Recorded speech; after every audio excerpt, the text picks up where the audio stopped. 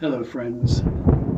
For those select few golfers who possess the predisposition, I will get into the weeds of the golf swing. Hello friends. The term in to out talks about, from our perspective looking down on the swing, the path that the club is traveling along as it goes through the ball. And in to out means that it traveled from our side of an imaginary line from the target through the ball to infinity, a straight line, our side of that line in a straight line through the ball and to the other side of that line, which was described as out.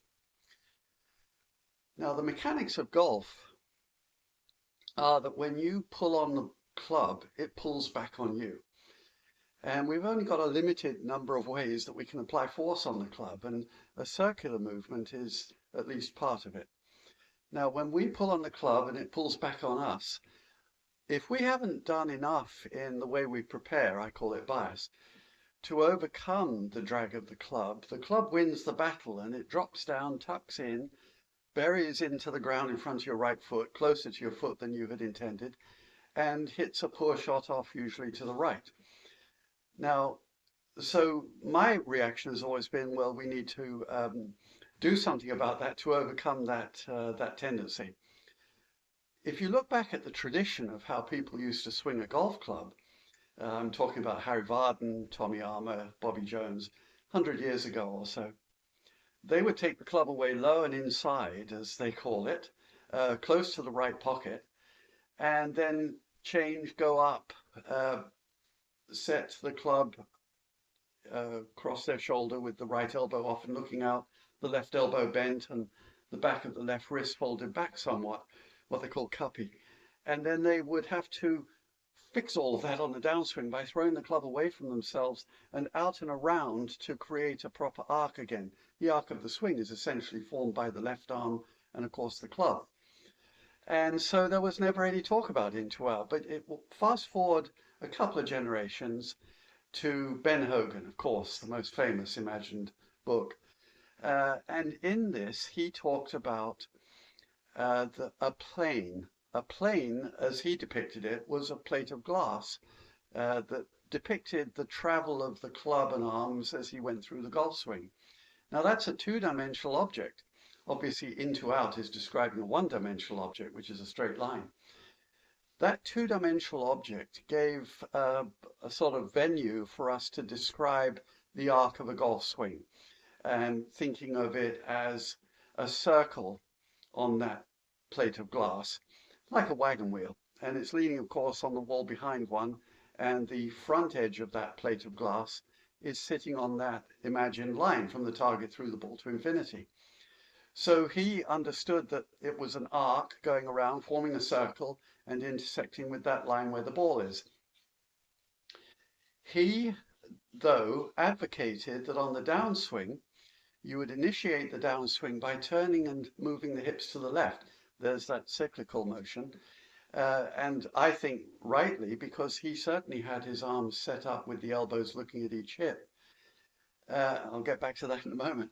And so he applied force in the way that indicates a sort of circular movement with the hips.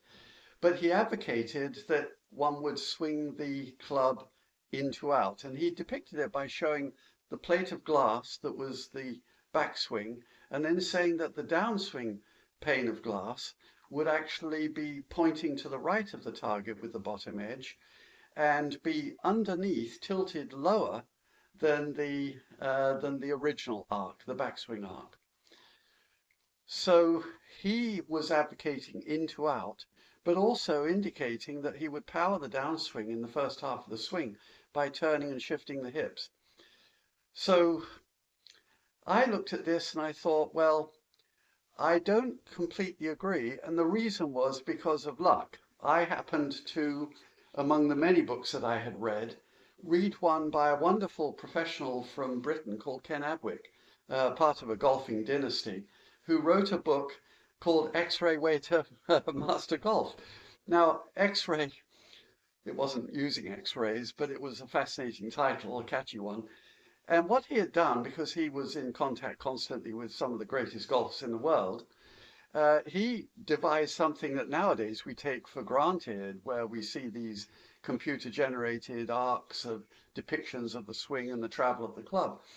But he was miles ahead of his time. He put a backpack with a battery on it and a light on the hand and on the head of the club, and opened up the aperture on a camera at night and found these wonderful pictures. I'll show you one here of the arc of the swing, both of the hands and of the club, of the best golfers in the world.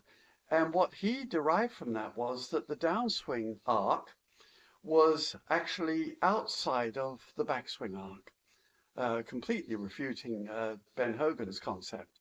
And I thought that that made more sense to me, just because of the way we're applying force. So that led me to conclude, how am I going to apply that to my clients?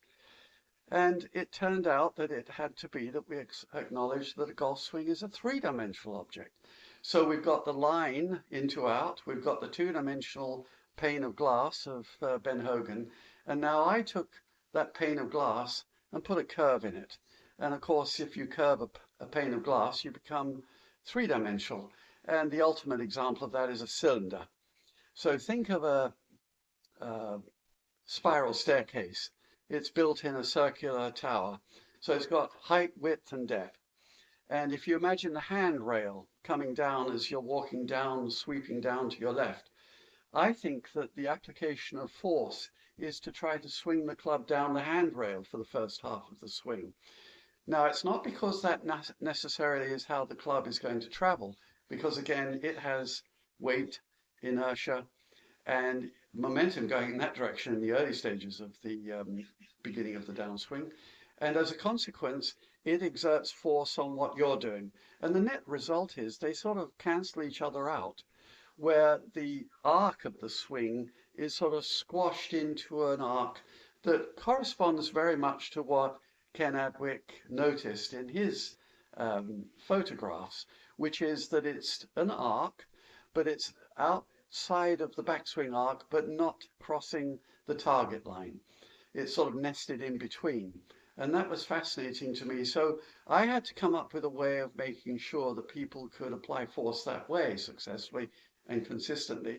And that's why I decided that, with great respect to Ben Hogan's wonderful book and competence as an author, not to mention player, I thought that for most people, and just by observation, because very few modern golfers do it differently from the way I recommend, that I would bias the left arm and shoulder by turning the elbow out. That put the arm in a position where it's less likely to be pulled open and down, and more capable of resisting the drag of the club and turning in the correct direction. So the path and the plane of the golf swing are depicted three-dimensionally, and we have to plan for that.